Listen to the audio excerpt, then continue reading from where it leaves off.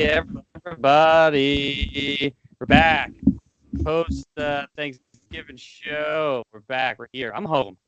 Man, it feels fucking great because I'm traveling all month, fucking working on these movies.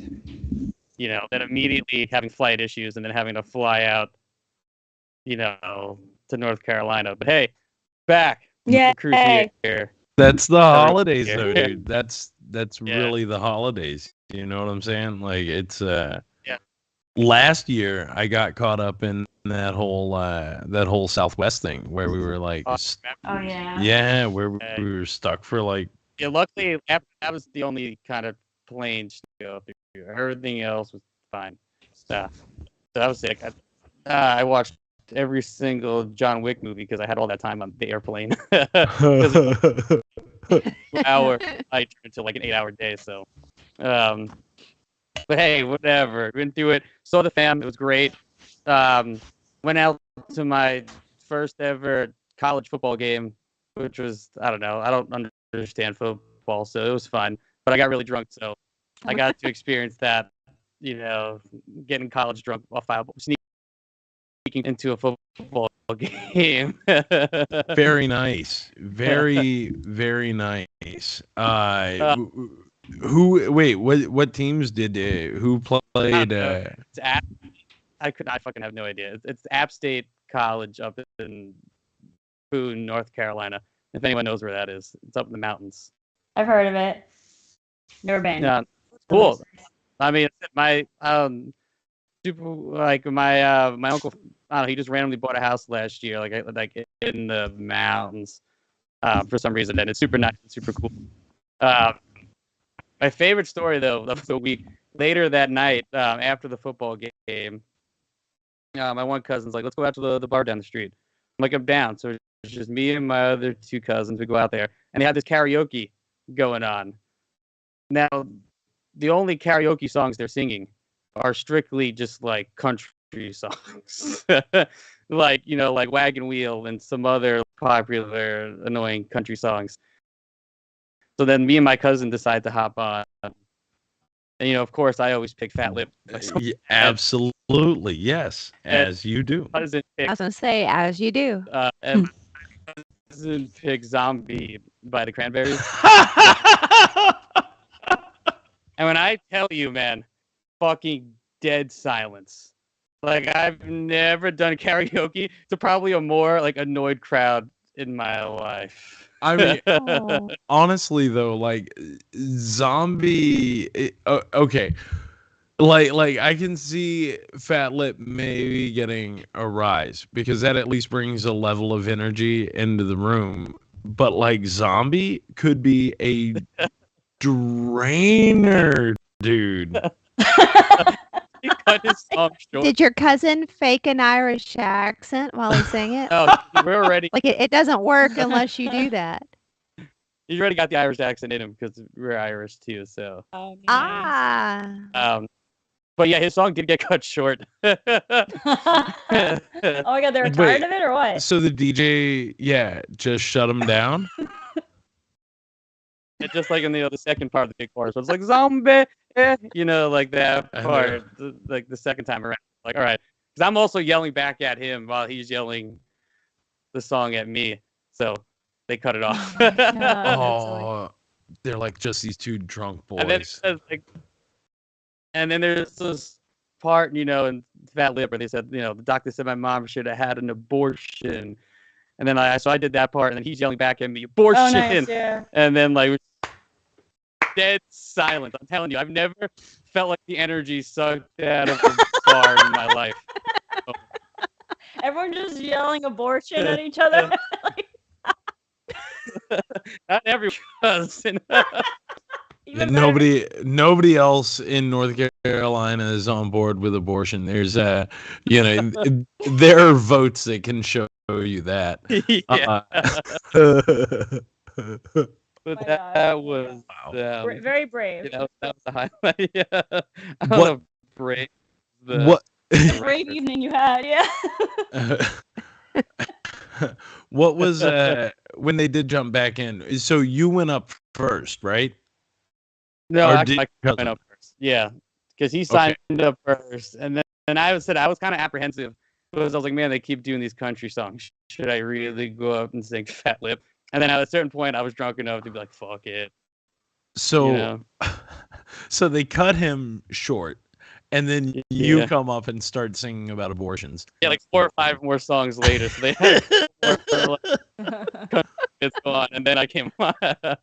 Amazing. That's amazing.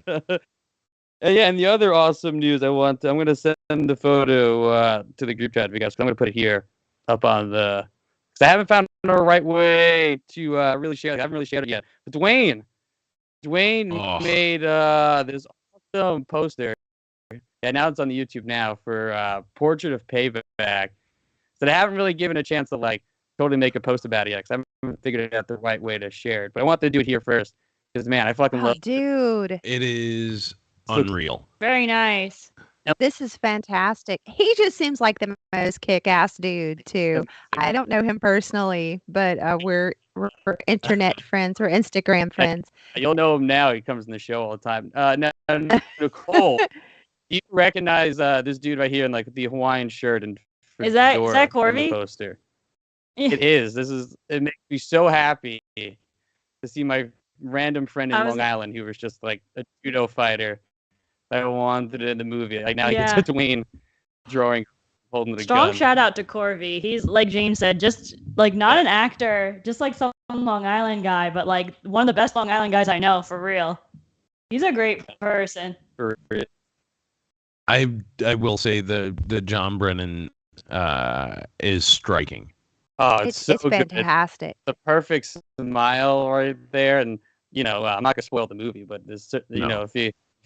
when you see the movie, it makes sense. But yeah, and Dwayne was like, I'm gonna put all these people in the movie, and like in the poster, and I was like, I don't know how you're gonna do that, Dwayne, but here's every reference that I have, and he fucking did it. I was like, Nice. and like it looks awesome. It They all look does. like they're watching him. I love it. Yeah.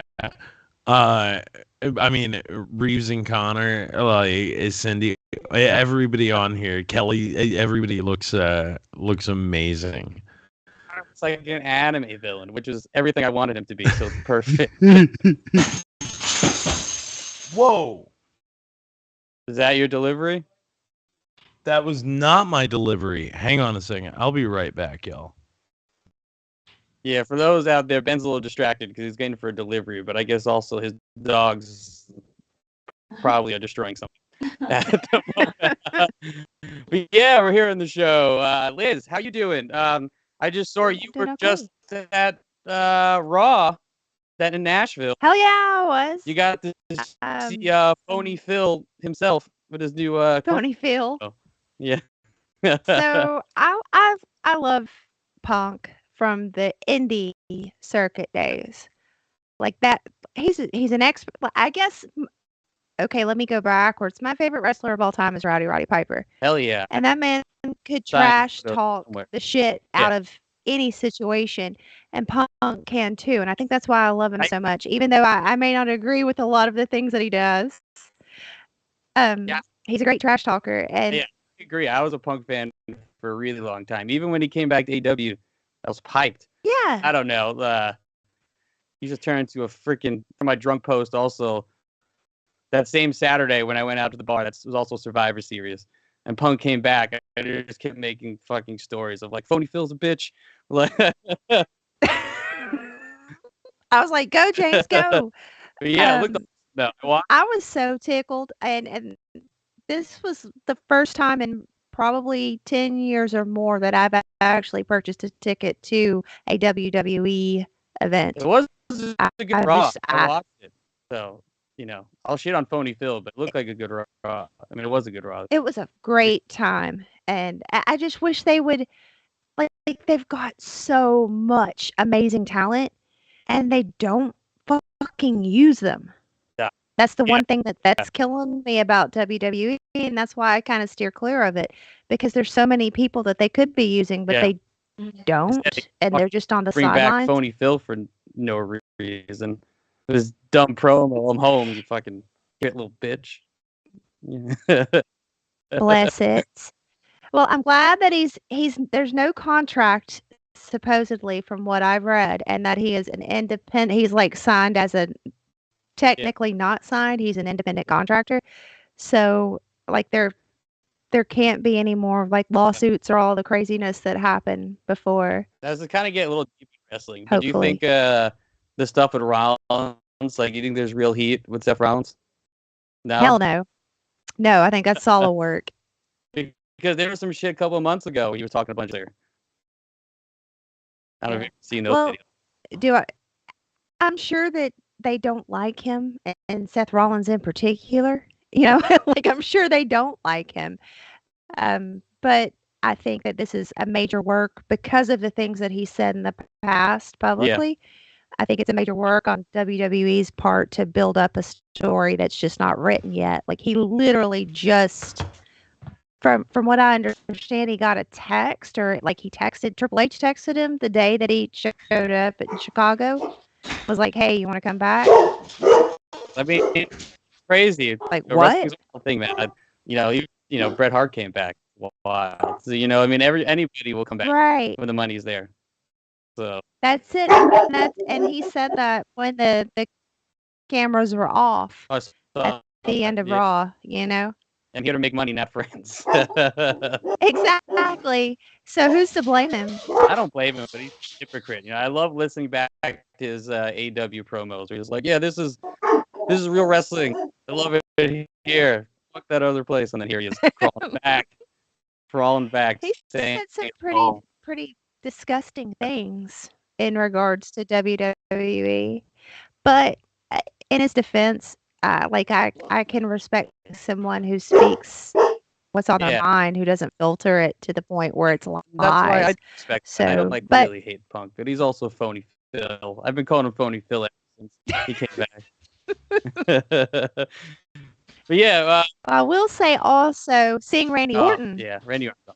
was pretty badass too. And it was so badass to see little kids around and they had their RKO signs and their Viper signs and stuff, and they were just little teeny tiny kids. That warmed That's my amazing. heart. Yeah, I mean, I am a Randy Orton mark. I do love Orton. Yeah, it's great to see him back. After a year and a half, he had like major back surgery. Yeah. So that's amazing. But yeah, how was Thanksgiving? Do you have a good holidays? Yeah, we had a really great Thanksgiving. We had all 5 children here that weekend, and it was just like a rodeo. It's a rodeo zoo. So we had a really good time. Had a really great weekend too. Yeah, that's the best part about the holidays when people come together. Because especially with my family, I mean, me and my cousins are pretty tight. I don't see them very often. Your family Like, came together. You guys, God, coming was back, that? making it dirty. I'm this group trying to be sentimental out here. he couldn't masturbation is resist what himself. you guys did. That Don't you have a package to go I receive did. I just somewhere? got it. I just got it. Hang on. You want to see my package? Well, we'll get to you when we get around Wait. to you. Show us your package. God damn it, friend. But the holidays, so yes, it was fun. Yeah, really great time. Did y'all listen to John Brennan's Yuki and John Patreon buffet podcast Thanksgiving, and he was at his house and his mother Yes. was on? Heard Yeah, that very one, yeah. cute. Oh my God, to hear his mother, and she sounds just like John, and just Aw. it was so good. That made Thanksgiving for us was That's to hear great. that. I met his brother episode. before, and his brother is also very much like they talk like John. That's awesome. That's so And then- great. And then Yuki and the sake was too much fun. Like it was way too much fun. Yeah, I'm a bit behind. It was, and he got Liz in there. I'm a bit behind. I love Liz Shack. Also was on Toonular. Yeah, she's And awesome. I'm a bit behind. I She's just the watched. best. I just listened to their Star Wars one, which was amazing. That's yeah. good stuff. I didn't realize Yeah. Yuki had this immense knowledge of Star Wars. That blew my mind. I know Brennan's a mark. Me and him, that's how we bonded over Star Wars. I had no idea Yuki was this Oh, Star Wars nerd. Makes me really happy, actually. It's just like I love you. Asian man. Have I feel like Ben is about to pull a big dildo or something out of that I'm like box. staring. I'm very curious. Wow. No. Wait until we got around to Ben, but he's already opening it up. What do you You got? no. You guys go for it. This is I'm very much here. I'm very much paying attention. I just want to make sure that it's available to bring out. You can continue. Do what you do. It's just a lot of plastic being Oh, thrown around. you can hear Yeah. you can hear that. I'm I guess sorry. that's kind of my thought too. That's I'm cool. sorry. What you have? Look at that. Oh my god! Tell them what it is. It looks disgusting and amazing. Yeah, that's our weird deer fetus from the no spoilers, but that's our That's Derek's that's child. There you go. that's Derek and Nadia's love child there. Congrats, you Or- guys. Or is it? That's the bigger question. Ooh. Yeah. Juicy. Until, Juicy goss. Some hot tea. Mm-hmm. until you see it and you find out for sure. And then it's got this beautiful umbilical cord. It also has an umbilical cord for it. That's Is it paper mache or is it glass? Like, how is it made? Is it glass? Yes. What's it made out of? I don't know the material. Nicole, Ben. it's very much made out of glass. Yeah, it's a glass baby. That's why we were able to ship it UPS. No, it's a baby doll in latex. It's a baby doll in latex. Oh, it looked a little bit like advanced. I don't know. It looked like it was like glistening in the. I guess that was a latex. It looked like. Shout out to Matt Weir made it, didn't he? To Matt Weir, yeah, big thank you to Matt Weir. Made our baby. Our baby got to me finally. That's great. It's going in the office. And then I got a couple of there were a couple of people, and this should tell you where we're at with fulfillment on certain things. There were a couple of people who got signed posters, so now I have signed posters to give them. Yeah. So those came in, yeah, and I had to sign for it. So that's all of my excitement. Sounds awesome. Well, it looks disgusting in an amazing way. Yeah.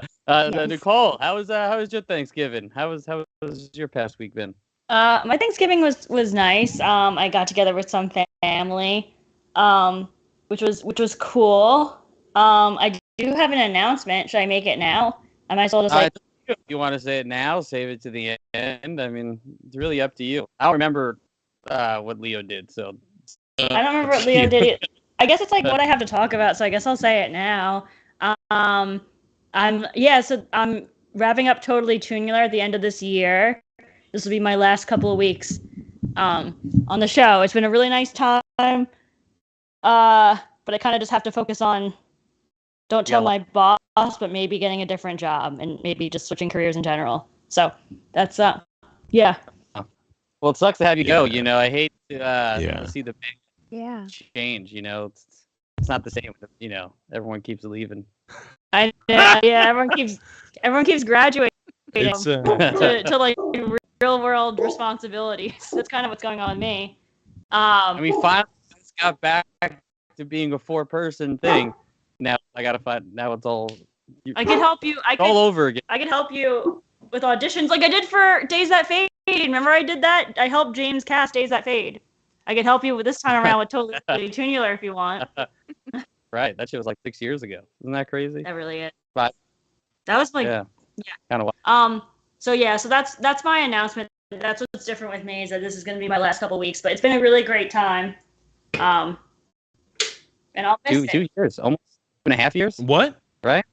2 years. Bro, we're looking at closer to 3. Yeah, man. 3, right? Yeah. March would be March will be the 3rd. Yeah. Yeah. Damn. Holy shit. Yeah. 3 years. That's crazy. That's a good amount of time. That's a good time. Yeah, so man, it sucks, Nicole. You're not gonna be on. But hey, you know, we'll have other extravaganzas in the future, and you know, Just like Leo, you can always come on completely cartoony.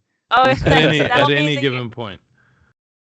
where the people that left the show go on completely cartoony. That's cool. And we'll add you into the Hall of Toonies. You know, I also haven't added Leo yet. We can be at the same time, I guess. That's all good. Yeah, but so that's it. That's what's going on with me, really. Thanksgiving was cool. Yeah, I don't know. Everything's fine in my life. Just moving on to different things. That's really it. So that's what it is. I hope the future is great. Well, they I always will- say I will someone leaves never leave the you, WWE. James. I will never That is, leave the you. last remaining Jedi here. I will stay with you until they do. What is it? Until the universe ends, James. It's me and you. Can you edit in some like soap opera We'll never, strings or something in the background with this when you put it in we'll audio? never ever leave you. Never. Good God. So do you have do you know the exact date offhand, Nicole? I Or think it's no? December 27th is my last day. I think that's the Wednesday of that week. The Christmas episode that I assume. Yeah, so I guess the Christmas episode. Aw. That's true. Will be the last one. Ah, That was gonna send off. damn. Well, at least we'll celebrate Christmas together. Yes, that's true. That's true. That'll be fun. That'll be exciting. Kicking off a new year together. New year, new show. But new year, new show, still same old Ben. still How you doing? still same old me. Yeah. I will never leave you, James. Till the seas dry up. Whatever. Yeah. Is over. Were your vows of marriage that dramatic? Because like this is crazy. Potentially. No, she is sleeping. And Yeah. I don't want her I to just like I don't want her to hear my true feelings for James either. God. there's that old soundbite I used to have. Wish I can play that one. Which one? The young boys or whatever? Oh. I do enjoy the company of young men or something like that. But no. So Thanksgiving was pretty chill. Actually, and we talked a little bit about it the week before. Saw Thanksgiving with Hell yeah. Liz I'm seeing it and tomorrow, so no spoilers. I haven't seen it yet. 'Cause I've been so busy. I'm seeing it tomorrow, actually. no Finally. no spoilers, Bubba. No spoilers. You know, we Everyone's talked about getting- Eli Roth being that bipolar director. So how does this feel in the Eli Roth thing? For me, you know what? Like at the end of the day, here's what I'll tell you. It actually made me feel good about slashers. At a certain point, it made me feel pretty dang good about slasher movies. It made me feel a little bit better about horror movies. It felt like it understood what it was. And it didn't leave it didn't necessarily leave the audience wanting or whatever, and it didn't treat them like they were stupid or too smart. You know, it was very That's good. great. Yeah. That's why you need a good slasher movie, really. Yeah, it can't be too heady, but then at the same time, it also It's why I like what Blumhouse has been doing lately. Where they're taking slasher movies and like combining it with like another movie. Because now they got a new one out where I haven't seen it yet, but it's like It's a Wonderful Life, but as like a slasher movie. Oh, It's a Wonderful Knife. Yeah. So like I'm digging this kind of trend of slasher movies. Way better than I feel like I'm obligated to that one for Justin Long. Oh yeah. Yeah, you see his makeup? What the fuck is Yeah. I say what the fuck is that in a good way because he looks I don't know how to describe it. It's amazing. What was the movie he was in not too long ago where he was Oh, which one? Yeah. Barbarian? That movie didn't kick off until Justin Long showed up.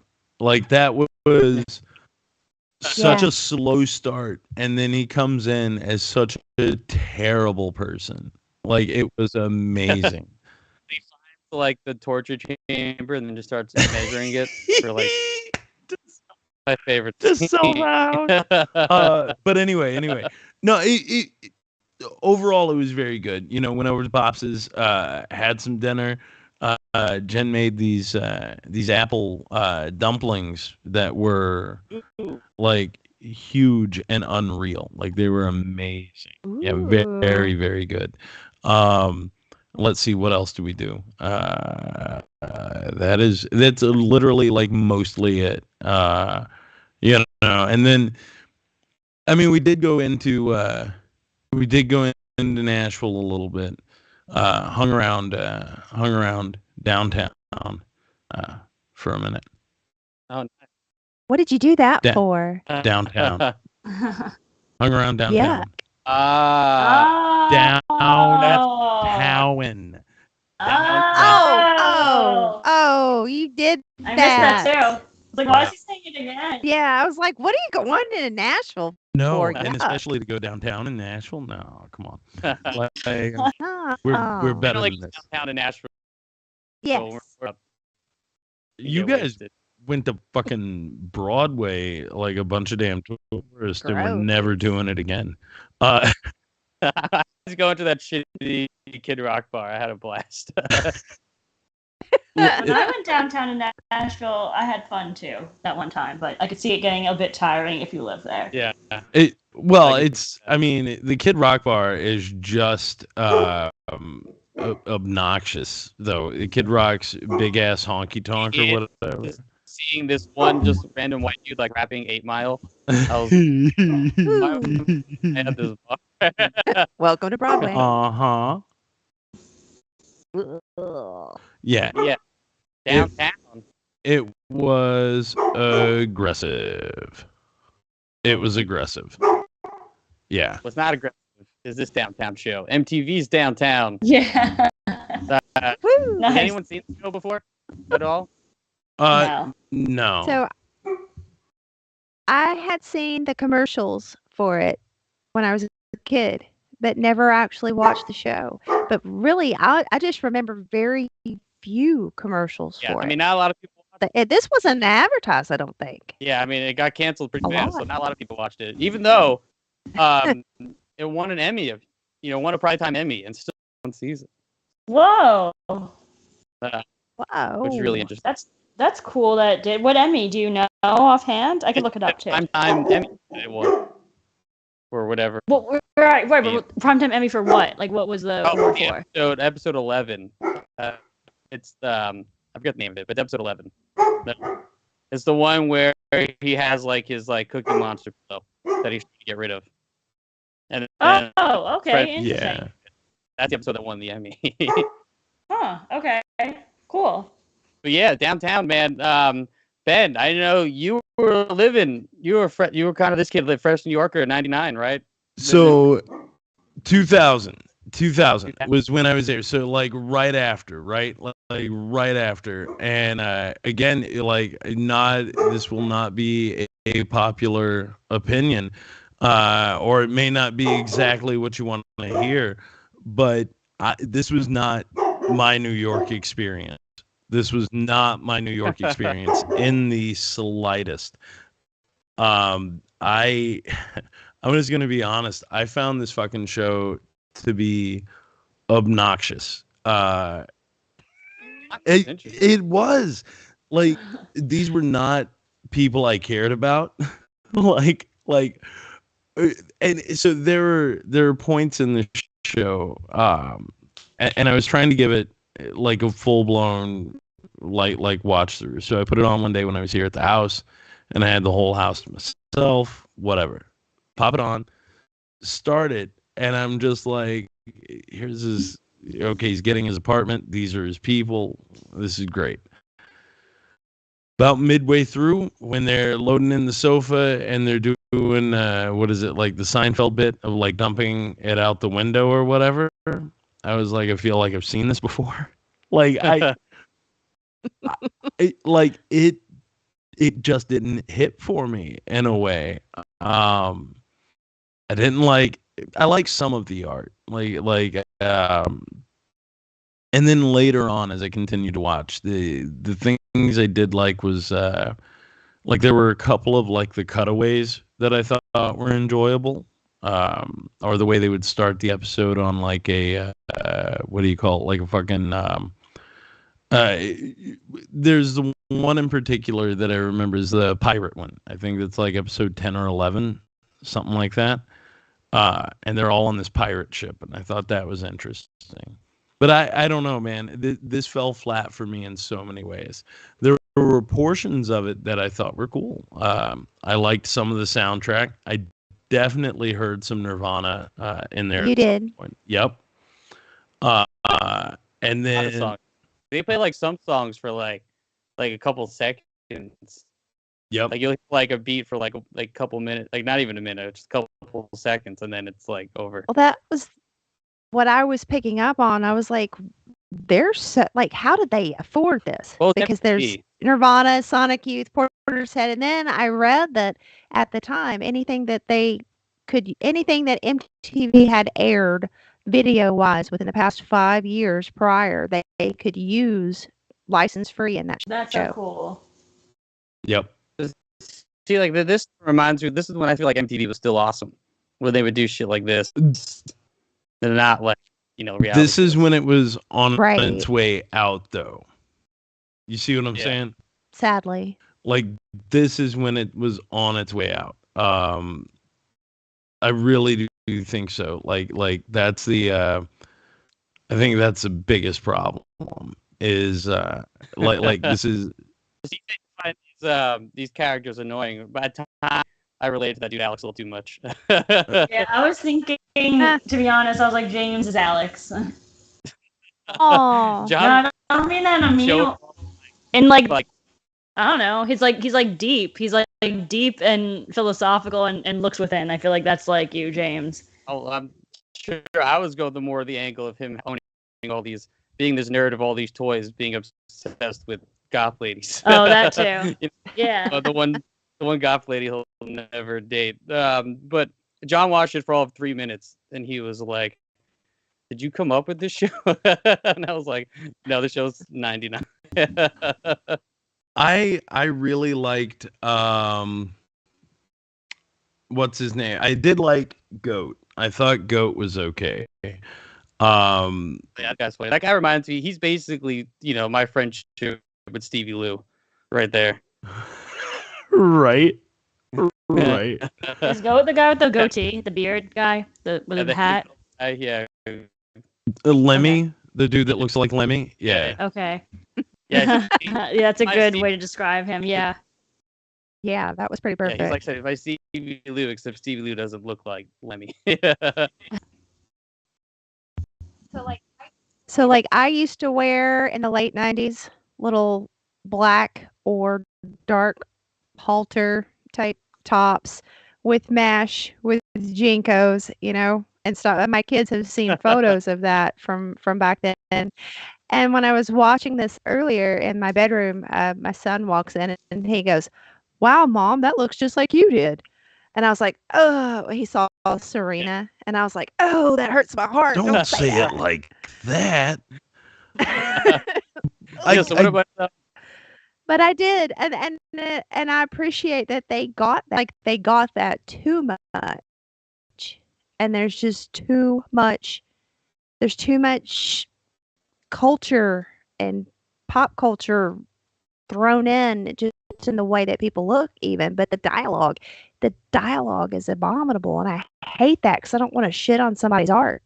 Because I can appreciate it. I can appreciate it for so many other things, but man, if I was a person, both Jake, my son, and my husband both said this about the show. If somebody's really into listening to other people's conversations, this show is for you. Oh, But if you're not, that makes sense. it's not. It doesn't work. Yeah. And that's I think the thing that it was trying to do a lot Like it was trying to do a lot. It's trying to be sort of fast paced and witty, and I kind of Liz and I talked a little bit about this earlier too. I was like, Ben, I don't want to be a dick, but and Nope, Ben's like, I hold up, let me tell you. agree.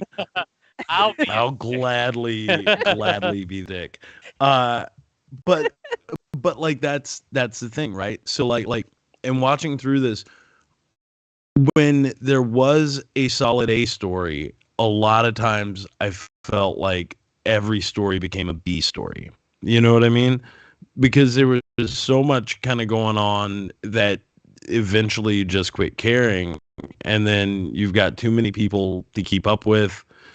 And, Right. and they tried to use, and this was kind of a bummer to me too. It felt like they were trying to do that thing where they make the show or make the location a character in the show, and That's I feel like they did New York a disservice. The only times that it really sort of comes through in any way, shape, or form is also when they're like ripping off other things. And I say, there's the train episode, and it was annoying the shit out of me because they're hopping on every subway, and like, bro, you just take the Q train, it goes right to Coney Island. That's like the Coney Island train. bro. So it's so funny that you say that, because like in that one, I was like, okay, so they're doing the Warriors now. Do you know what I mean? You got to get to Coney. You got to get to Coney. And I thought that was a little bit annoying. like there, I don't know. The show just bothered me in so many weird ways. Well, I don't It feel was like rough. I think because you said like listening to other people's content. Maybe I do because I like those kind of kind of movies where it's like these hangout movies. It's why I always love Kevin Smith and Linklater, or even that movie like Kids too, where it's just I love just seeing a group of people like talking kind of even their own like weird language of talking. I don't know. What about you, Nicole? Though, I mean, did you find this annoying at all? No, I didn't. I liked it. I mean, like, the one thing I had trouble getting into is that I felt like, and perhaps this is the wrong word for it, but I felt like it was trying to be kind of edgy, and that I didn't vibe with. But other than that, I liked it. I enjoyed it. I don't know. I guess I just like watching stuff that is set in New York. Like the subway, and I don't know, just it felt, and maybe I do also, like Liz and you, James, said, like I do like listening to other people's conversations, and I like that kind of like dialogue heavy type thing where it just feels very like fluid and almost like you're in the room with people, and like you like like they're annoying characters for sure, but like it also feels like people you get to know kind of quickly, which is nice. Like it felt a little intimate, like their conversations. It wasn't perfect, but I vibed with it. Yeah, I mean, like I said, as much as I do like it. Will I say it was also like fun? I can't say I really even laughed out loud watching it, but I just felt kind of roped into it. That's kind of why I think I liked it as much as I did. Like I was just kind of just sitting back and just kind of zoning in. And you said you didn't like some of the art. I actually think that's what I liked the most about it was like the art of it. Actually, the art of it reminds me a lot of the Clerks cartoon. I don't know if you. Oh, I can see know that. At all. Like kind of. But like, look at the Clerks cartoon and look at Kevin Smith in general. Like that dialogue, that heavy, dialogue-driven stories, those types of stories that and the world that he creates, it works because it's witty and it's funny. Yeah. Like it's on it, it's snappy. This didn't work. This like that everything just kind of fell flat. And they really did. And that's the thing is I think it's, to your point, the attempt, and the desire to be, and I get that we all can't necessarily hit those notes, but it did feel like almost like an apathetic tryhard, if that makes sense. Yes. Right. I get that. Well, when you're trying too hard to try hard, it comes through. It comes through big time. Yeah. And I just couldn't. And I don't know if maybe it also has something. It's like you and I were talking about earlier with location. I'm not. I'm not familiar with New York. I only know New York from friends, and I know New York from visiting one time. Like I don't know how that works, and if it's something familiar with people in New York. Like if this show actually does set the tone for that. But for me, it was like a false, weird caricature of what New York was in 1999. It just didn't work. And that I'll sort of agree with, because when I was there, Yeah. that's what I was about to say. When I was there, like when I was living there, it wasn't this big rush to be like, oh, we're gonna go to the apartment. Nobody's apartment became like the underground club, and I get that you heighten things for not just for comedy but for television in general. I get that that's a part of it. But at the Right. same time, the closest that I think I've come to that is literally James's house when we came up for some Where Dear reshoots, and then Kevin Titt showed up randomly. That's like the closest you get to those sort of things, at least for me. I guess I just man, this makes you sound like an asshole, and I'll let it. I honestly, I don't care. We're both the old fogey assholes on this episode. Let's Well, just let it roll. never, even being a young kid, like I never cared about people that, oh, well, we want to go to this club, to that club. This is where all the hip things happen and all of this shit. I never cared about That I it, agree with. you know. Yeah, I know a lot of people who like to go to these. You actually have a few by us. I don't know. I'm not into that at all, really. That's why I like the one episode where they hang out with Goat. He brings Alex Alden to his like dirty dive bar. I love that. I love that bar. That's like Like, I know that bar. I've been to that bar. same. And I've been to the club. I mean, I've been to like the club type thing too. I don't know. I mean, both of these like both of these like groups of people. I mean, whether it's like good or not is something I'm not speaking to. I know like both of these circles. You know what I mean? Like personally, like I do know the apathetic tryhards. Like that's like a very New York type, I think. And then I do know like the party girls that live and guys that live for nightlife. Like that both felt very true to a New York type. At least that I've experienced. Yeah. Yeah, I mean, I hate clubs. I hate them so much. I don't get it. Clubbing. Oh yeah, no, I Like- don't get clubbing. I mean, it's been a very like I haven't gone since my early 20s, but like I've done that whole thing where it's like, oh my god, like we live for the weekend, like we have to wear nice outfits, like whatever. I like stepped away from that because I was like, this is boring and expensive. I don't like it. But like, I've been to the dive bar and I've been to the club. You know. Dive bar's a lot more fun. Yeah. Like I went to a club when I was in Vegas last, because I told you about, you paid that $100 thing to get taken around, and all the girls this guy promised us that didn't exist, and my friend yelling at him on a text message. But the last bit of it, of like the trail they bring you around, is to a club, and for one, the funniest bit is that like my brother was just fucking wasted. He does not drink. If you know my brother, he's such a nerd.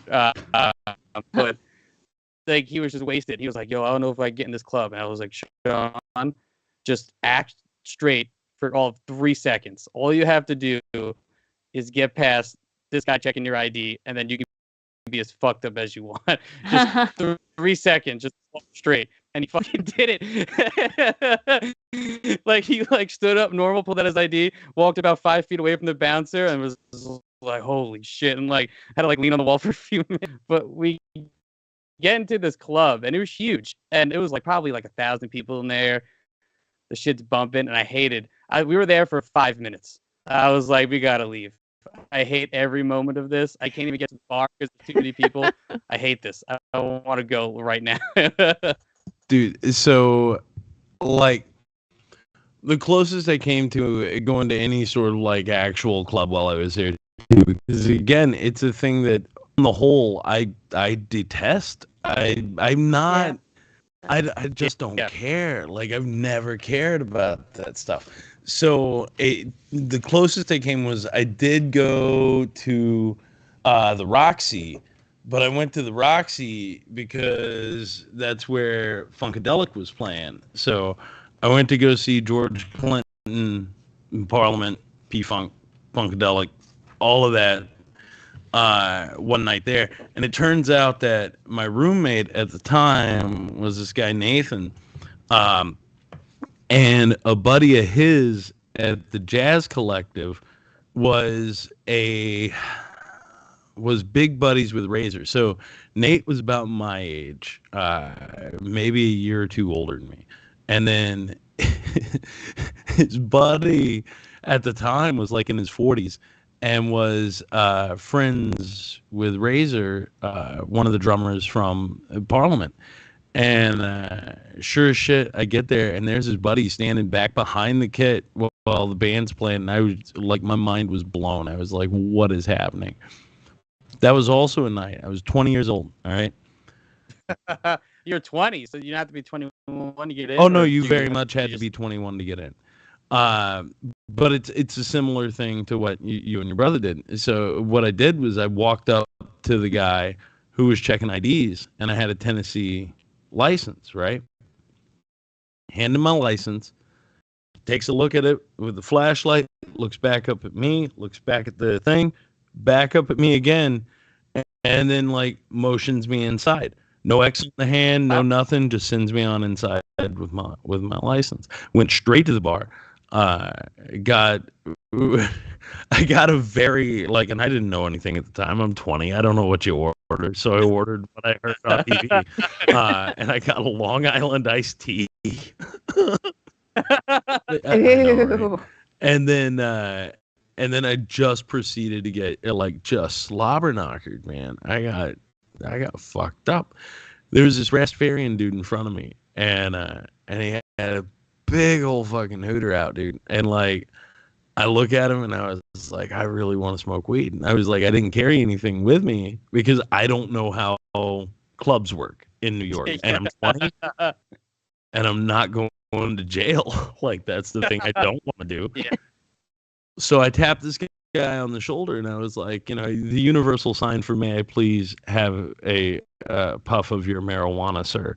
And he looks at me, holds a finger up, like, just wait 1 second, buddy. Takes another couple of rips, passes it back to me. I don't want to be an asshole. So I take a couple of rips and I tap him on the shoulder to hand it back to him to be like, thank you very much for those couple of puffs of your marijuana, sir. And he fucking sure as shit had already sparked up another dude, waves it off, and is like, that's for you. And I said, thank you. Oh. That's kind of a New York thing, too. Because also it's like a thing where, like, I said, happened to me a couple times in New York. And it's like they'll smoke most of their shit and give it to you because they also are like, yeah, you can have my spit. I don't want yours back. No, this man had already lit up another fucking leg. This guy was like, he had brought the entire party, is what it was. You know what I'm saying? Like he like at all getting into bars when you were 20? Yeah, actually, shit. I spent a lot of time at Rudy's. Rudy's never ID'd me. Rudy's. I know, Liz, you we're talking about, but Rudy's is the coolest bar, and it's still cheap till this day. No, what is it? You can get a hot dog. Hot dog. 2 hot dogs, right? Yeah, you get a hot dog. You get at least 2 hot dogs for free. And I think like $10 or $15 for a pitcher. Yeah. Great. And still to this day, same prices. Rudy's it's an awesome. Institution, Liz. It's an institution. But yeah, I would go there after work at the Troma office because it was only like 2 streets down from the old office. Yeah. And we would go and we would get wasted at Rudy's, and then I'd catch the C train back to Brooklyn. I'd catch the blue line back. But anyway. So Rudy's was chill. Basically every other bar that I went to with the trauma kids, I got in because I would just go in like in the center of the pack. Like, you know what I mean? Blood sack. Huh? With blood Yeah. sack. Oh, listen, and like not to tell other people's tales, but Doug he was 6 months younger than me.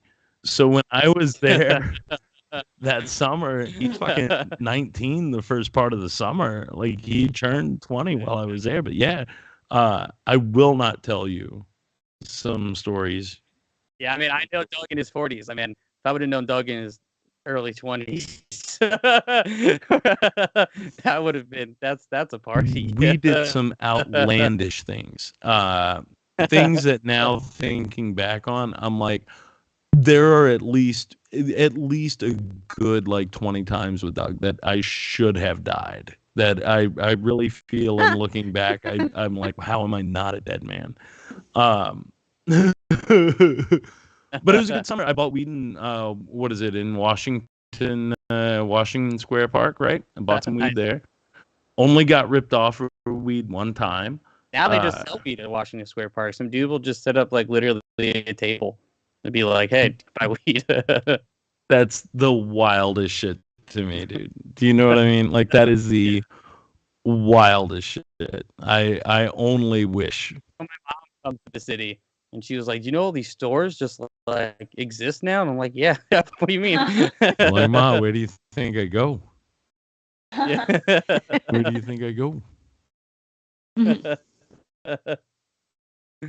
But so yeah, Nicole, I mean, you said do you like the show? Do you got a episode you Yeah, remember I most? really like the episode where, what they call them, Charnies? No, that's not the word. Where they go.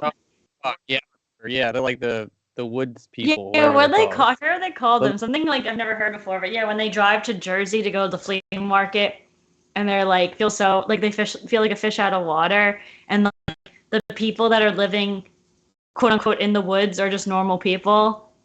That was like Yeah, I like the dude who's like they're terrified about, and they go to his house, and he's got just like an actually really nice house. yeah, that episode was just very entertaining. I got like the most lost in it of any episode. Like I feel like I couldn't take my eyes off the screen in that one.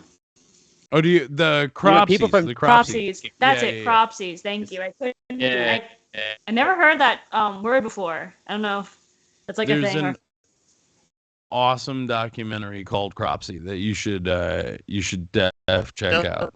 About Actually, based off something that wasn't like just made up for the show. Huh? No, yeah. So Cropsy, and I'll have to double check, but he's this sort of like half-ass cryptid, half-ass like there's an abandoned mental institution. It's a 2009 movie.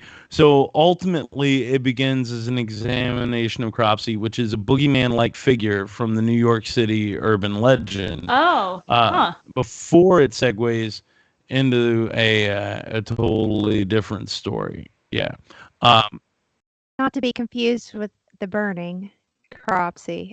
Anytime they mention that in that episode, that was my first Was the thought. burning? Was the burning. I was like, what? Where's this coming from? So I had to research that word and found that. I love Yeah, I thought it was made up for the show. yeah, me too. I'd never heard it before. So I was like, No. are they talking about just like people that like live, like people that don't live in the city? I was like, are they just like making up, I don't know, some sort of urban legend? So it's a boogeyman-like figure from the New York City. It's sort of like an urban legend type deal. But then this is in the 2009 doc. It dips into the story of a guy named Andre Rand, who was a convicted child kidnapper from Staten Island, who's known or suspected crimes in the 70s and 80s may have actually inspired or been blamed on this urban legend. So it's yeah. It's like the what do they call it? Well, yeah, urban legend. It's like the guy with the hook for a hand and the people banging out in the car. You know what I mean? It's If like y'all like want to it's take like this what he's talking about is on a ride. It's free. Yeah. It's free. Cropsy's on Tuesday. Cropsy's on I'm very curious. Their naivete. I feel like that's also another type. What's life outside and you go and people are just their lives. So this was a fun kind of representation of you, like, you know, kind of get what I mean on it. Sorry, I got a little distracted. I thought we froze. I thought you froze too. I saw that. I was like, I'm talking to James. I don't know if he actually can hear me right now. No. Just like, I think New Yorkers could be a little naive sometimes, and I thought this represented it well. A lot of times, especially people who were born and raised in Manhattan. Those people. Like, no, them No, I grew motherfuckers up on Long can't Island, even though, and I feel drive like I a don't know what car. life is. I feel like I'm naive, and what was more so naive growing up on Long Island, I have to say. Yeah, Long Island's its own other fucking different naive, but Yeah, Manhattan people, yeah, they can't even drive cars. Yeah. I guess that's fair. There's that element. That's fair. You know what I mean? Like, if you can't, and like, I don't mean that to be rude. I got friends up there that have, you know, no need for a car, and I get it. If your main sort of transportation is the subway, like friend of the show, Zach Amico, wonderful guy, well traveled, very familiar with the rest of the world around him, not oblivious to things, has no need to drive, doesn't have a license, no need to drive. Yeah, who live in Brooklyn don't even have a license at all. Yeah, and I get to have it. There's no point to have it until what happens. What about the one time you're going to need to rent a car? You know what I mean? What about the one time when people can't pick you up? And that's why I always get stuck driving everybody. James, you're bold for having a car in New York. Every time, man. This happens to me on every single. Well, I'm echoing a bit somewhere. This happens to me every single time I work on a fucking production, because they're like, they're like, can you get to this spot? I'm like, yeah, I have a car, and they're like, you have a car, and then they always wait. They don't ask me right away. It's always like the week before or like 4 days before we're shooting. Hey, can you pick up X, Y, and Z? And I'm like, sure, I can pick up this person from this spot. And they're like, actually, can you go to these 3 other fucking spots in the city on your way? Might as well wait, I guess, to tell me you have a car now, like until like the day before or something. I don't know, or until you're there. I do that, but it comes up eventually. Fair enough. I have to fucking break. I literally hold as long as I can. And see, that's the thing. The other thing is, like, and I think this is very unfair sort of situation that people often get put into because they have a vehicle. So, like, the answer should be, yes, I have a car. Can you go and get these 5 things? How is that related to production sound? If it's not related to production sound, then no, I can't. You should be sending a PA for that, you know? And I get it. Maybe some of the things aren't big enough for you to be able to do that, etc., whatever. Yeah. But yeah, but James needs to suck my balls claws when it comes to stuff like that. Big time. He shouldn't. That's messed up. It is, but I mean, and again, that's the unfortunate nature of it, because like the same thing's been asked. Like, I've been asked the same thing. I also haven't taken an art gig in a very long time, and I have not gotten any of those questions recently. And it could be because of how I've answered them in the past. How does that relate to art department? I don't understand it. You know, I'm not gonna do it. It's a good point. Do you guys have, well, especially you, James, you liked the show. Do you have any favorite episodes? Actually, yeah. One episode I actually really liked was the Comic-Con episode a lot. Besides the fact, that's the one that I like. I missed that besides one, the fact that it had the Undertaker, you know, had an awesome Undertaker cameo. And it's his real voice. That is the Undertaker voicing that character, which is crazy.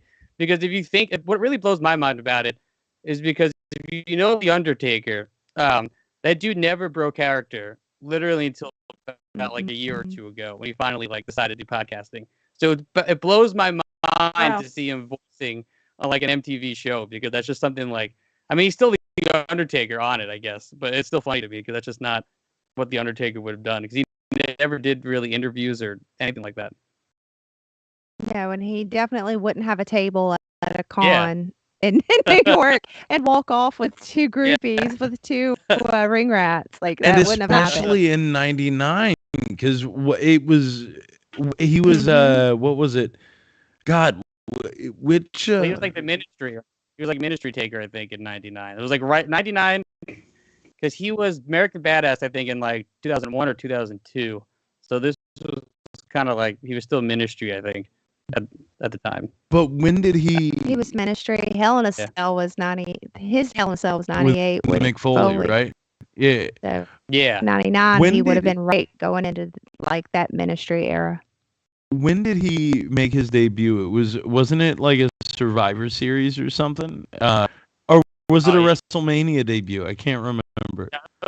It was Survivor Series. I think I'm gonna say '92. 92? Okay. Maybe 91. I know it's early 90s, like early 90s, because Hogan was still there.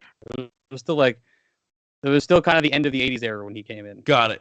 So, but this is still like relatively early. I mean, in his career, give or take. I mean, this is this night here, though. I mean, Ministry Taker was the shit. He had Stephanie McMahon on like a cross. You know, that's when the whole wait a minute. That's Mr. McMahon reveal. And he was like, "It's me, Austin." All Okay, along. so I did a thing also after Thanksgiving. I watched the most recent Survivor Series. Okay, and the one with Phony Phil in it. Yeah, and with that Rhea Ripley match, that all that black and white.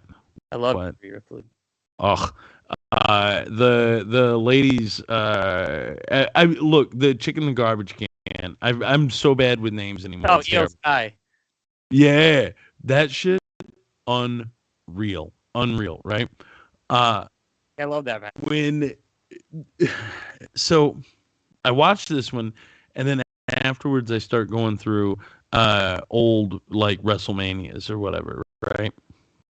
And I found the one where it's Undertaker versus Big Boss Man, and they do their Hell in a Cell. Right? When he hangs him, and I'm like, he pulls out a full-blown noose, and the four guys, in the middle of the ring, drop down. They put it on there, and it's on the little lift thing, and Paul Bearer pushes the button, and the whole cage is going up, and then all of a sudden you see Boss Man. He's got that noose around him, and he's just spinning like a fucking top in the middle of it. I can't remember. There's a story behind it too, where he like was like legitimately choking for like a bit, and like because he had a harness on. I guess I can't remember the full story, but they were able to like save him somehow. But he was like legitimately being choked for like a second or two or something. They like did that. a great job of hiding that. Of hiding that harness, and him setting up the gimmick, like setting him in the rig. Like they did a really good job of it, but that was hysterical. That classic Ministry Taker, man. Even Dwayne right here is talking about it in the chat. So good times. Yeah, Ministry is 99. So yeah, there you go. The one, was right. The one that I think I really liked, and again, everything seems like an A story to me until it seems like a B story, and they lost me with all the just nonsense chatter and so many of them. But I too liked the Cropsy episode. I thought that was very good.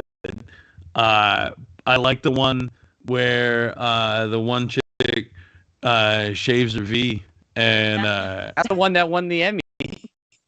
Oh, that's the one that won the Emmy. Oh, the same one as the pillow episode with the his favorite pillow he held onto. Okay, gotcha. Got it. My favorite is the ending in that episode because for one, like the horny dude who had the photos the whole time, like didn't say anything, right? I think that's like funny, and I love the tail end of the episode where Alex meets that cute girl, comes to his door, talks about the pillow, whatever. And then the credits, if you watch the credits, you just have like bits the credits go over. Yeah. And for the girl's house, and she's just like a furry Yeah. dancing, like a monster, and he's like freaking out. I finally got a girl, and this little post credit sequence of like, nah, she's actually this crazy furry. Yeah, I like the post credit animation tended to be really funny, like really funny buttons. It was kind of like too good for end credits of a show sometimes. It goes like, wait, that's hilarious. But I guess that's just how they fit it in. I don't know. I also kind of liked like again sort of bits and pieces of things. I liked the one where Alex got or at least I liked the bit where he got locked in. Was it Jen's roommate's house? Oh yeah, and then he tried to hang out with her, and he was stuck with like her. And then the dudes keep coming over and everything. All the dudes kept showing up. Again, there's so much of this that on paper is funny, but to me it just wasn't like executed well. But that's just right. me. It just becomes garbled mess. There's too many cooks in the kitchen, but the cooks in the kitchen are characters. There's just too much going on, and Alex is kind of that supposed to be, I guess, like the centered Archie or like this centered Charlie Brown, and there's too much going around. Like if we could have cut that to 3 people or something, or something, we would have been okay. There's too many the stories might have too many characters, moved. I think. Yeah. Yeah, and I appreciate the breakaways, but then the breakaways got too frequent, and then it started to become like a Seth MacFarlane type thing where I can't do breakaways like that in animation to that extent. But what I noticed about the breakaways, though, what I liked about, especially with the art style, like I noticed that it changes like to their like emotions. Like if it's like if they're hanging out, like it all kind of feels kind of just like natural. But then the second they got something in their mind where they're like trying to emote something, that's when it all starts changing and kind of breaking away into whatever. Mm-hmm. So I don't know. I thought that was pretty sick. But yeah, I do think they're all different characters. Like the dudes who are friends with Chaka, Trudy and Mar. Yeah, I thought they were like the pilot. I was like, oh, they're funny side characters, and then I didn't realize that they were gonna hang around, and they get kind of redundant. So I think that could be sort of the kiss of death for something like this, right? And not to keep kind of going back to Friends, but it is a good sort of touch point for this, right?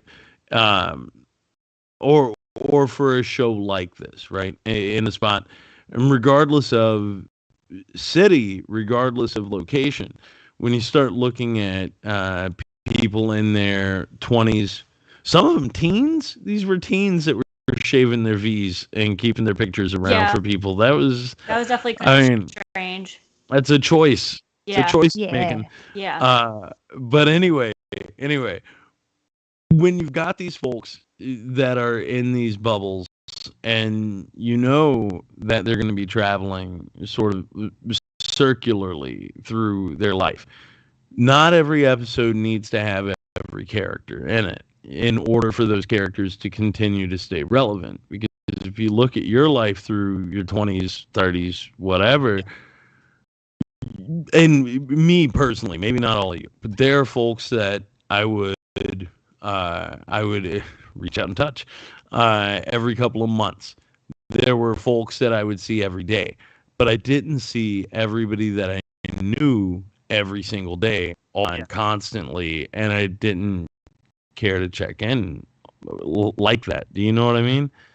Yeah, I mean, in my early 20s, I had basically what we call like just like my party friends. Like I had like my friends I would actually hang out with, and then there'd be like, the 5 other people that would hit me up, be like, oh, the house party here, right?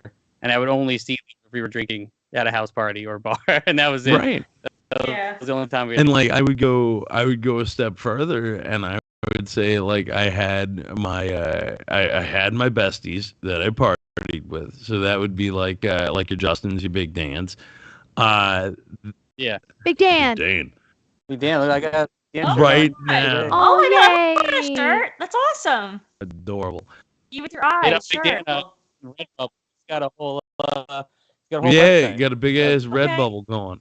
I hope he was watching just now. That would have tickled him. The other thing though is like so you had your party friends, then you had like your band friends, then you had like your your classmates. Once I got into college, I would have just the kids I would talk to in like a specific class. Never did anything else with them. You are class friend and class friend only. Right. Isolate. But I think catching up with these people constantly takes away. I also like this is the thing. So, and it's not that I hated the show. I just didn't really enjoy it as much as I wanted to, because another episode where I liked the concept but I didn't feel great about the execution was the one where they go and spray paint in the tunnels. Tunnels, yeah. You know what I mean? Have you guys seen that documentary either? Mole people? No, about the mole people or I don't think it's called Mole People, but yes, Nicole, it's very much about the people who live in the subway tunnels in New York, and it's all New like York goes deep, man, and there are definitely tons of railroads that are just left there completely so that will spooky. never, yeah, like they exist everywhere. I mean, there's a whole secret presidential railroad that goes under Grand Central. Presidential? What do you mean? Like, I think it was FDR who got it made, and it was a way for him to travel from DC to Manhattan without having to ever go above ground. It was a train track that led only to the city, and then so he would have a bulletproof car that pulled into a train, and that would take him straight underground New York City, and then he would drive the car out from Grand Central to wherever he had to go. oh my gosh. And it's abandoned now, or is it still there? It's there. Is it abandoned? I don't know. Is it like abandoned or used, I guess is the question, yeah. It's there. And Ben, what's the name of the documentary you're talking about? It's called Dark Days. Dark Days. Days, okay. From literally from 2000. Literally from 2000. And it's all in black and white, and it is exceptional. It is exceptional. So it's just about people like who are living in underneath abandoned subway tunnels. Yeah. It's literally that's it. A lot of them obviously are like drug users. A lot of them have deeper, broader sort of mental issues. Yes, but it's an exceptional watch. All right, everyone have a Tubi streaming night with Dark Days and Cropsley. This is what I'm on too. So. And you've got to watch The Burning, which I think is also on Tubi. That has nothing to do with these Cropsies, but there is a Cropsy. All right, everyone have a Tubi day with all these movies. We have an agenda for you. Yeah, but I remember most about The Burning. They did this terrible day for night shot that I love. It's like it clearly still is daytime, but they're like definitely trying to pretend that it's not. And the colors hilarious. I love it. Yeah, I guess but I know is like there's like a lot of people under there. Like I think it might be like a couple hundred or something like that. I think it's like reported down there, like as mole people.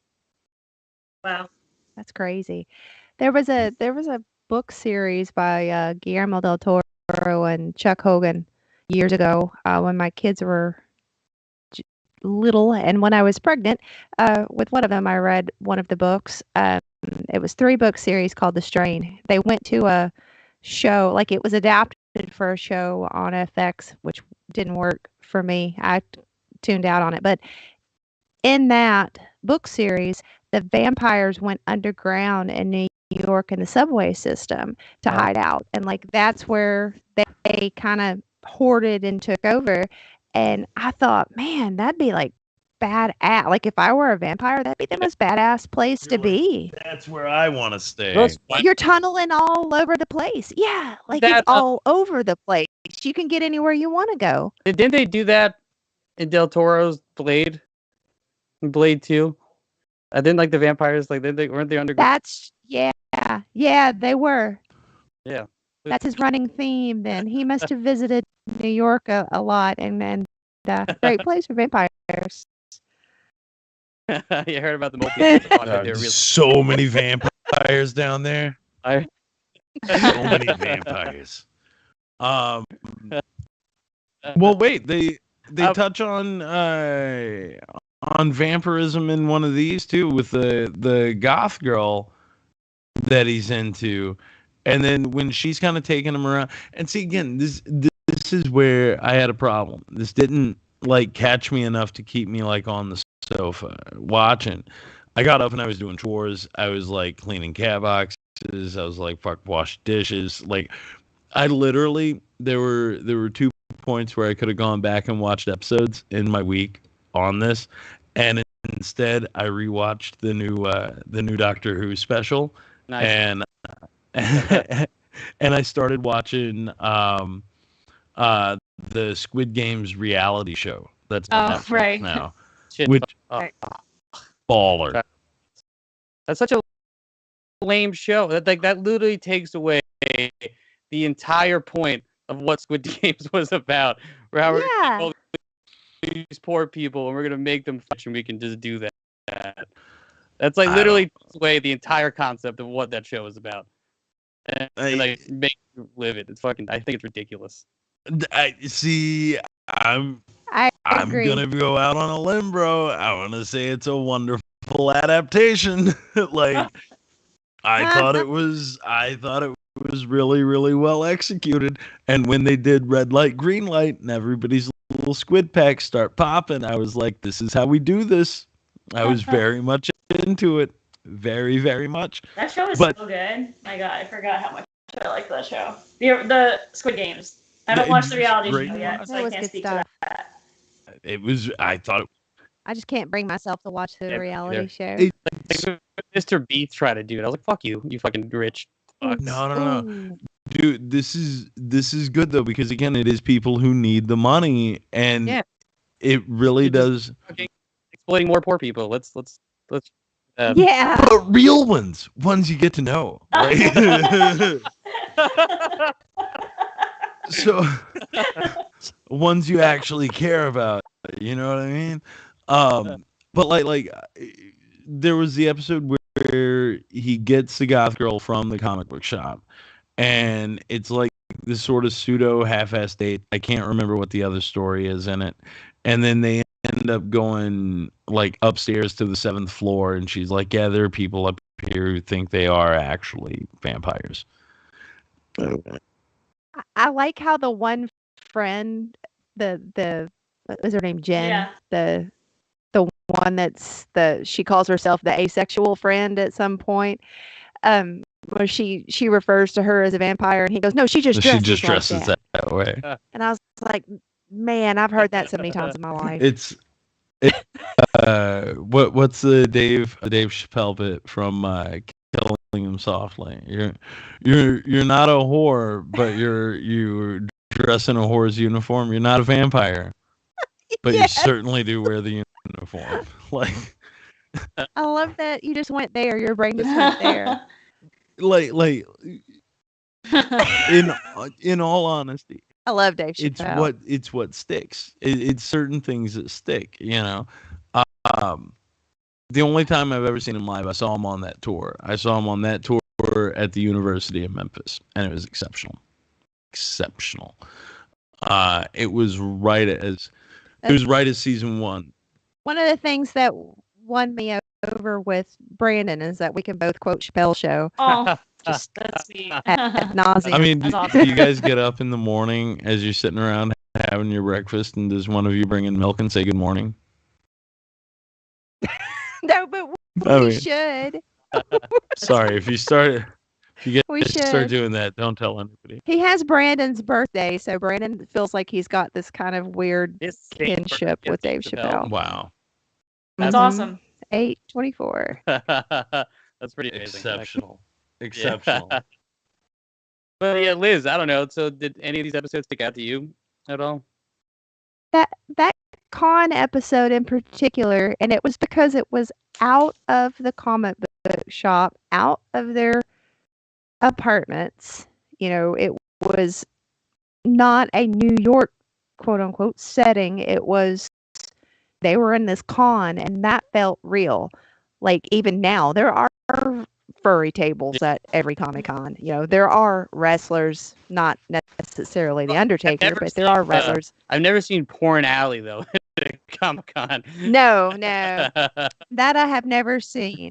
And that cutaway in that episode where he's going back to discovering his dad's porn, or Alex goes back to discovering his dad's Yeah. porn. That was one cutaway that didn't bother me Well, because it had something to do with it, and then it came right back. I was gonna say, yeah, it has to do with him talking to the girl, where she's like talking about her experience with porn, and like she's like, oh yeah, most guys would be like, weirded out by this intimacy. And he's like, yeah, and he's like just sweating bullets like the whole. That's the only episode that I actually genuinely like laughed at like a bunch. Yeah, me too. Because it had all the nerds too, and they're like, "Is that Alex with a girl? Nah, that's not him. That can't be Alex." And they try to follow him, and they're too afraid to go down Porn Alley. Was that the D&D episode as well? Or Yeah. no? Yeah, it was the D&D because he's like, "No, I'm not going to the convention. I'm too old and cool." And then he really wants some action figure and goes there. And man, like I said, like there's moments to the show that I can relate hard to. And when he's like tippy toes, like trying to buy this action figure at a convention, like if that was me, like I'm the kind of, this is probably why I'm single to this day. Like I've like bought and like I'll buy that toy on a date, no fucking problem. Like I'm like if I see that action figure, I'm like I'm taking it right now. Like I've watched wrestling before on a date, like in the middle of a date before. Like I don't know. I don't give a fuck. Like that's why I was like, just get it, bro. I was like, you kidding me? You been dying for that? Right. You're gonna let this girl tell you not to buy it? But Fucking wait, I can still though. Like we need to rewind just a little bit.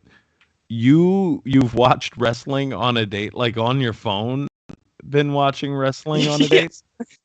That might be a little different than buying a toy. Like buying I don't know. Whatever. You do you. Yeah. Right. Like I'm imagining him at like this Italian restaurant, this low lighting and stuff, and that like a woman sitting across from him, and she's trying to talk to him about her day, and he's watching This WrestleMania or something on bottle of You're not wrong. this bottle of wine comes to the table. The waiter's got his fucking little like little napkin over his arm or whatever, and he's showing James the bottle, and James is just here. James is going. Well, I put it like on the table so we both So could you watch both it. could watch it. Oh my god. And it's because Very sweet. to make it even, to make me sound even more like a virgin, me and my friends have like a championship belt between us that we constantly bet on all these stakes. So, missing a pay-per-view, like I could lose my title. So, I could lose my title. Is it Wow. like so it's sort of like fantasy football then, what you guys are doing, right? Way dork, way lame. Got it. Okay. Yeah, we have So a full belt. did she aware that you were watching wrestling? He was, like I said at the table, we both can watch it. And did she watch it with you? I think so. I don't remember. All I remember is that she broke up with me because I was right when I started on Shitstorm, and she said I have too much time on the movie and not enough time hanging out with her. Oh. So- Yeah, Oh, you don't man. need that then. You don't need that. Yeah. But like, okay, I'm like, I am floored because onset makes sense. There's downtime between when you're needed. Once you push your buttons, if everything sounds okay, great. You can tune out until you hear cut and you push your buttons again. It's fine. I I remember the pay-per-view. It was Money in the Bank, so there was a lot on the line because it's a ladder match, and they have 2 ladder matches. Their match, you get the Money in the Bank, so you can cash it in to win the world title whenever the stakes are high. I don't even remember who won that year, but the stakes were high. I hope that somebody that's listening to this will superimpose James's face on like Lady and the Tramp in that Oh scene. Oh my God. And it's like so And funny. put Put a a phone on the little table. phone on the table. and then the other one is actually just the suitcase full of money from WWE on the other dog's head. Like James is the lady, and then the tramp is the money, and then the phone on the table is Money in the Bank. Beautiful, God. beautiful. Perfect. I do think Wow. that, like, if you're at a con with someone on a date, I think you could buy the toy. Like, going back to show what you were Yeah. saying, I don't think that's, like, strange at all. I think, like, buy what you want. Like, whatever. Who cares? Like, Yeah, Right. you buy them something too. Oh, would you like a Lego minifig? Hell You know what I yeah. And then Fucking bullying. everybody He wins. was like, Yeah. look at all these losers buying these toys. I'd be like, fuck you, I'm buying this toy. yeah, so Like, anyone who's, like, judging like that, that's not very nice. So, whatever. You do you. but yeah, I don't know. That episode I thought was funny. And then there was also the nerds were too afraid to go down porn alley. And then they had like the hot lady, like I'm assuming was a porn star, and like I forgot her name. It was like Ass something, and they get like immediately hooked, and they just stare at that person's table until the con closes. Like they don't get away from the table.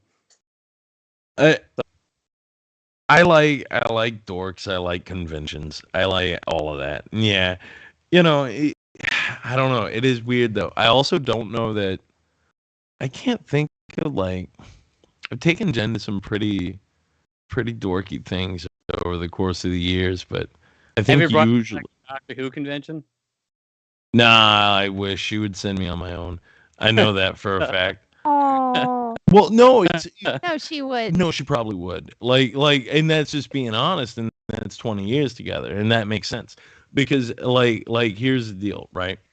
So there are things that I love deeply that Jen is like, I'm glad you have a hobby. is what it boils down to, and I personally am very comfortable with that. I'm very, very comfortable with that because I also operate sort of the same way. And I think long term it gives us something to continue to talk about. So if there was a big Doctor Who convention coming to Nashville and I just couldn't say no, I would offer to be like, would you like to come with me? And she would be like, would you mind going by yourself? Or conversely, she would say, do you want me to come with you? And if I'm like, you see what I'm saying?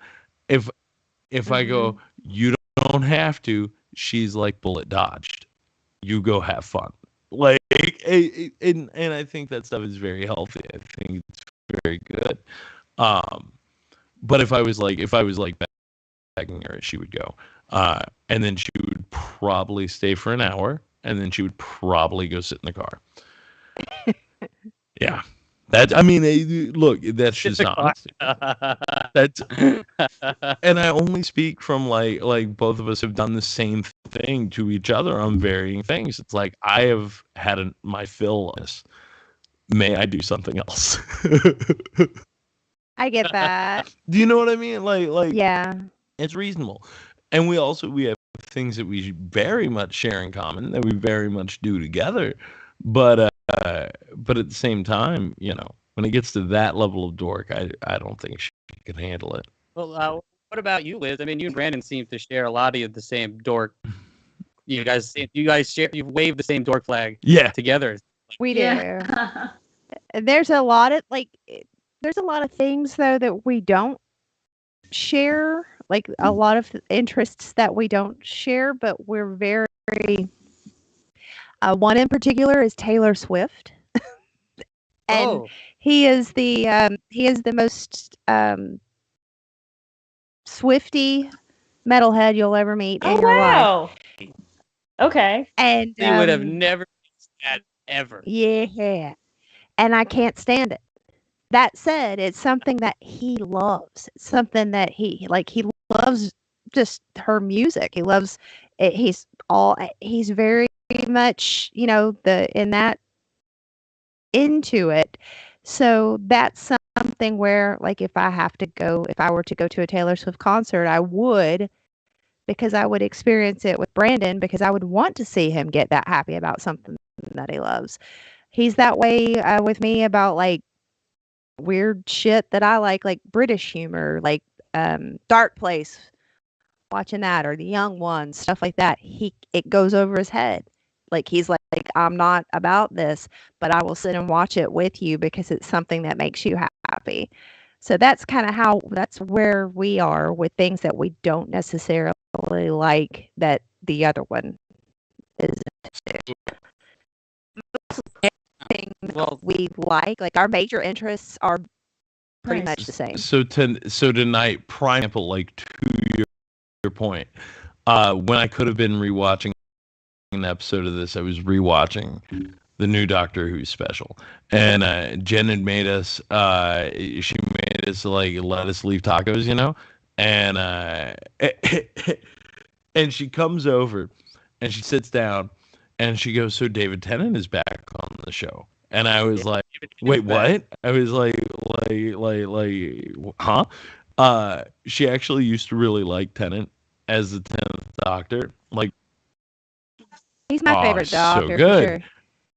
So Agree. she sits down, and so he's back on the show, and I was like, "Well, he's 14th Doctor for like a limited amount of time," and she was like, "Very nice," and we had a little like it was very much like a limited Doctor Who is sort of whatever. We went through what we A both know. moment. I dorked out a little too hard. I love it. it was a good special. Dude, it is actually. It's a really good special. Now, does this count? They do a holiday special, right? Every year. Does this count as the holiday special? This 3-parter does, yeah. Like nice. it's coming in 3 separate episodes over the next what is it, like 6 weeks, something like that. But yeah, this will be part of those holiday specials, leaning into who will be the 15th Doctor. You want to see how bad it is right now? Look, I know, like the con episode gets it to a thing, but we were going through a bunch of stuff here at the house because I have to make space for things for Christmas. I know don't you like all my noise? Like Santa right Oh my gosh. So now. Got Doctor Who. the one that I made. This is the first thing it's the first thing I ever knit was my Tom Baker scarf. That was That's the so start. rad. Yeah, it's a replica of the Shada scarf. It's 28 feet long. It just keeps going. And you made that I made that yourself? myself. Nice. Wow, that's amazing. Oh my Wow. gosh. Jen did the first 8 feet of it, and then was like, "This would go a whole lot quicker if you would learn how to knit." And then I learned how to knit, and I finished it. Then you became. I the am Yarn the Yeti. Yarn Yeti. Yeah, there you go. Now that's who you are. All right. Well, I guess I'm gonna start wrapping this shit up because what else we gotta talk about here? Ben, what are your final thoughts? What do you gotta give it? What are you doing? In all honesty, I'm borderline. I wouldn't call it a success though. For me, it would be an eh. I think we could skip it. And it's too. And the only reason I say that, you could watch 1 or 2 episodes and get the whole thing, but I think there are better shows out there that are a little more cohesive. Yeah. What was that one show we watched? Mission Hill. Yeah, Yeah. I think better version of what Remind this me a Yeah. lot should of be. that. entirely. But yeah, for me, ultimately, you could skip it. You could find a better version of it. If you wanted to see the Emmy award-winning episode, you watch teen girls shave their vaginas. all you want to. It'll be great. It's perfect for you. I don't know. It was okay.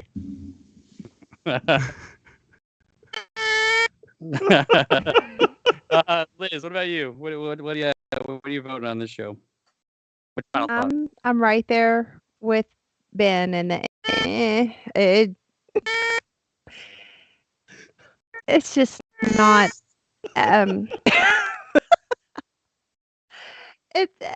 I lived through 1999 to 2000, and it wasn't like everything that I knew of this, I knew from commercials at the time, and which were not, those were few and far between.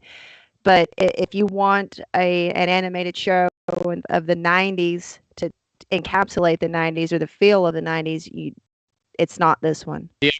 For me, it might be this one for people that lived in New York in 1999, but it's not for me. Well, do you know? I appreciate the. You know the show offhand? Like, you know anything offhand that you're like, oh, this encapsulates. Daria. Like go for Daria. Go for one of the oddities shows. Go for if you want MTV at that time, Beavis and Butthead even.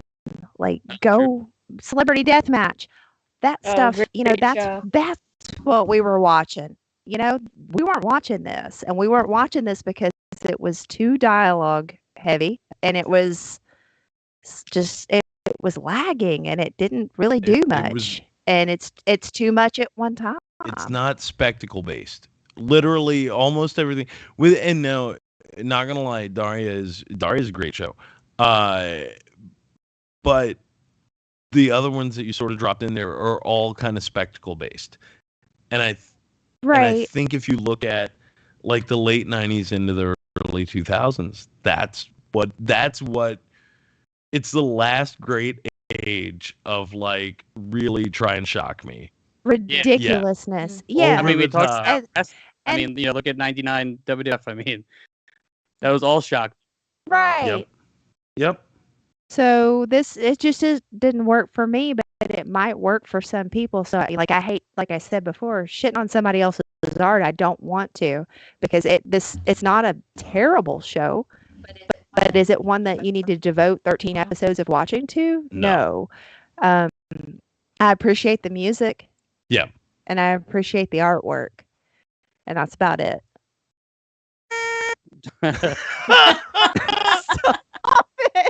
Nicole, what about you? What are you gonna give this show? I guess I give it a success. I enjoyed my time watching it. Like, someone should go out of their way and spend their time watching it. If you want, I got some enjoyment out of it, so maybe check it out. You don't have to. Another episode I liked was the limo one, when Alex and Jen are in the limo and they are I don't know. This is seems like fake. You know what I'm did you like that one? Yeah, right. That's when they fake having sex. They're like, oh, maybe we should be together, and they start rocking the thing, like pretending to have sex. But then they're like, nah, we actually shouldn't. That was entertaining. That was like a fun episode. I guess because I do really like I don't know. I like the type of content where I feel like I'm listening to other people's conversations. I feel like all the characters were annoying, but I found them entertaining in like how they were annoying. Like, it was captivating for whatever reason. Might be worth checking out. I would, if someone was to check this out, I'd say don't start at episode 1 because it feels really different than later on in the show. Maybe just start with the Cropsley episode and then bounce around a bit. Would be my recommendation if they check it out. So yeah, success, middle of the road. It was fine. Success. Yeah, so I feel the same way, middle of the road. So I watched this a long time ago, and I actually completely forgot about it. I watched it probably 6 years ago, because I was watching shows like Mission Hill, and then I found I think it's called Undergrad. It's like another kind of animated show like this, and then this was also in that same group of here, watch this show, and but at the same time I forgot about it for forever until someone brought it up recently. And it's like, oh yeah, man, that art style is cool. I'm gonna try to go back and watch all of it. And yeah, and I'm gonna give it a success because their shows I thought was really funny. So his points were, man, I guess I will look at Alex and I'm like, feel this. I feel you, dude. Like, I want to keep all my toys too, man. I get you. But Aw. yeah, and actually, and I really like the last episode, how it wraps up. Where, well, because he's kind of this huge ass. Actually, that episode, like, I was like, man, this dude's like fucking prick, because the goth girl he's into, suddenly she's like, you know what, I'm not feeling being goth, and he's like, oh well, now she's not goth. Do I still like her? Am I that into her? Then he was kind of blowing her off like a prick, and then he sees her at the Halloween thing, and she's like a goth lady again, and then he like, I love that he like pours his heart out to her. He tells her finally, like, you know, after this whole season, he finally decides, I'm gonna just, you know, make that move or whatever. And then she like agrees with him, and then it was like, yeah, we're such great friends, and like walks away, like totally like blows off everything he said, but without like really even acknowledging it, which I thought was like really funny. And but then it like he sees some other girl and he goes in on her, and then I think she like denies him, and that it ends. And I was like, I don't know, I like how they're wrapped up, where I felt like he actually learned something over these episodes, rather than just like, all right, I'm still trying to go for the same chick. That's never gonna happen. And I like that him and his best friend also stay as best friends. Like, you know, for me, like watching sitcoms for as long as I have, I've always hated when there's always just like, there's the main guy, then there's the main girl, then the whole like first couple seasons is like, can I get with this girl? Then he gets with her, and then it's like, here's a whole, I don't know. Like, Yeah. I like just like an actual friendship between, you know, two people of opposite sex. That, I mean, they did kind of hint at it and talk about things, but I like that they never boned and they stayed as like close. Appreciated that about it too. So I always think when I see stuff like that, that is like the season 5. We've made it to 110 episodes. This is our ace in the hole for season 5. Like I always see it as like a as a writer's tool, as something they can keep in their back pocket. Yeah, Because But it's a really shitty trope, such though. shit If you it think about is. It's very, very hack. But every time I see that, like even the allusion to them being potentially the notion of them having sex in the limo, I'm like, well, season 5, they're gonna go back to that limo. You know what I mean? Like, but only this time. I mean, so we only got one season, Yeah. so they probably were gonna have to go on eventually. But I like that at least in the first season they're just still friends. Like, I really like, I appreciate that a lot, because like I said, I watch a I lot of get sitcoms that. too, and especially too watch a lot of sitcoms where there's multiple guys and girls. Suddenly they're like switching partners all the time too. You know, like that '70s show where like How I Met Your Mother, they were always just fucking swapping each other, and it's like so Yeah. annoying. That's like, Yeah. but just I don't know. I gave it a success, but yeah, I said ultimately it also was whatever. I mean, I didn't never really laugh out loud about it. Like I said, the two friends of Chaco I got annoying after a while, but and also like I said, they could have taken the fucking Q train, just solved all their Take goddamn the problems. cue. Take the cue. Like the one train they don't take. Maybe that's what they were trying to do, to take the one train. There's not take the one train they're supposed to, but come on, fucking, you're from New York. Take the Q train to Coney Island. Forget Yeah. about it. Do you say that, Forget James? about it. There we go. So I've always wanted to do the bit where someone tries to like hit me with the car, and I just want to be like, I'm walking here. I never got. I haven't done that yet. I haven't. That hasn't happened in actuality for you yet. You haven't been able to manifest that in your life, James. No. I've had someone do it to me before. No shit, really. Yeah.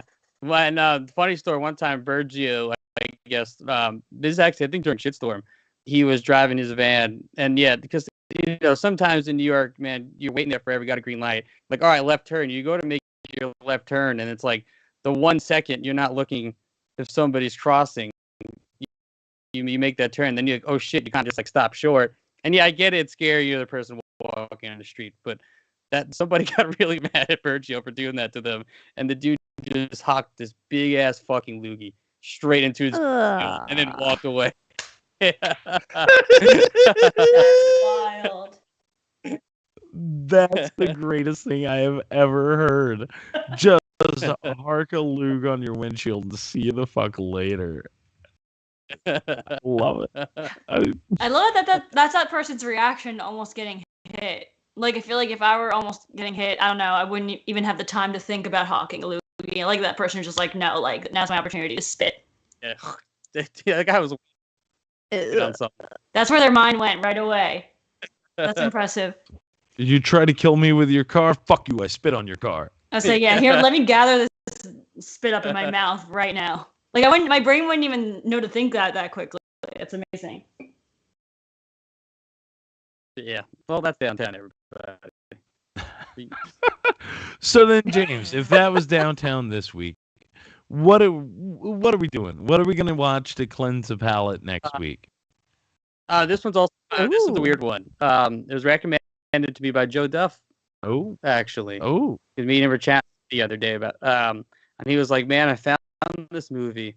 I watched it once, and I watched it 3 more times in the same day.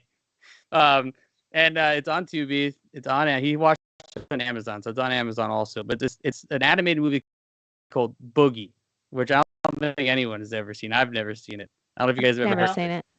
It's kind of the same concept as, like, it's an action comedy, and it's almost the same vein as, like, Assy McGee, where it's just like this kind of really bad lone cop kind of detective dude who drinks a lot and just shoot buddy.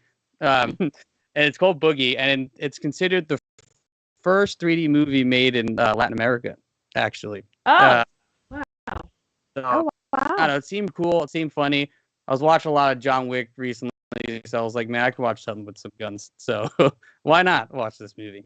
Cool. okay. Hang on 2 seconds here, but I want to make Sweet. sure I've got the right one. Is this the one from 2009? Yes, I believe. I have it Orig- right here.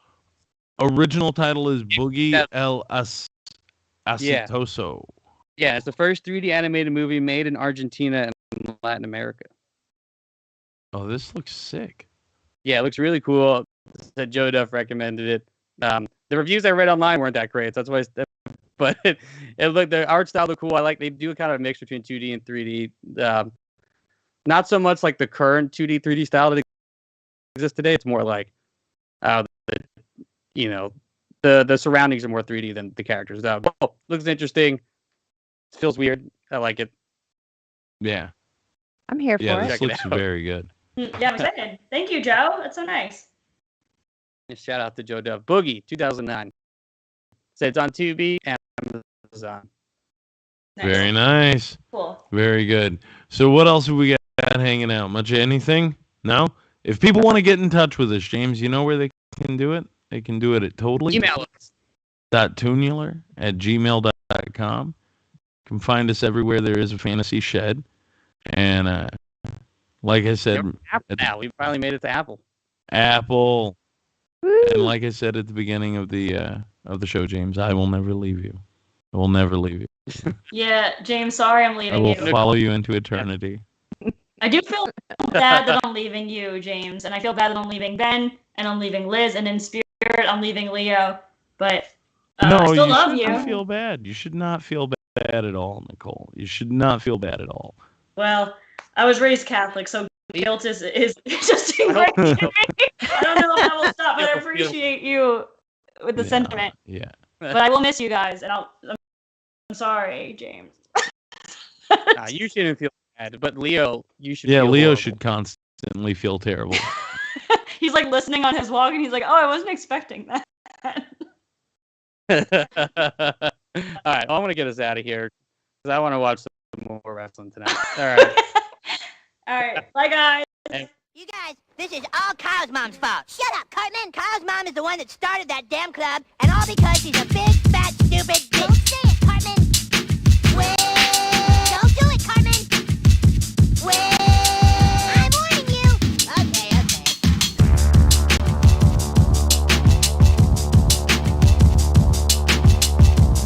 Hello, peasants. Want to kill all humans? Work there, dude.